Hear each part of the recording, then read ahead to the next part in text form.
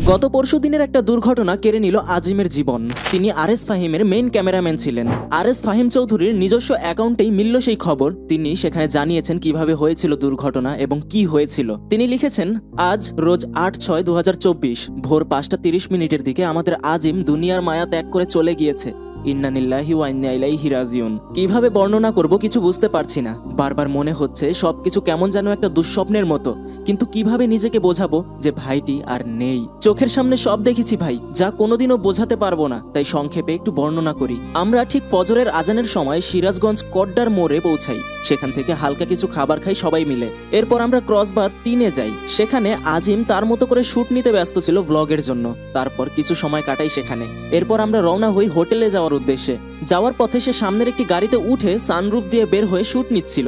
এর মধ্যে SS road দিয়ে বড় পোল পার হওয়ার সময় উপরে থাকা লোহার যে বারটি রয়েছে, যেটাকে হাইট বার বলা হয়ে থাকে, সানরুফে দাঁড়িয়ে থাকার কারণে মাথায় এবং বুকে সজোরে আঘাত হানে সেটি।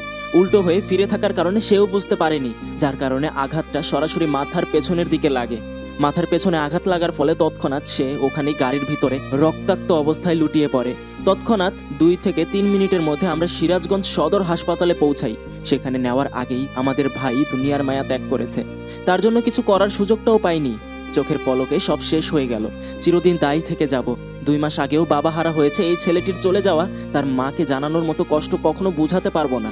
দূর থেকে অনেকেই অনেক মতামতি করবে, কিন্তু সব নিজের চোখের সামনে হয়েছে।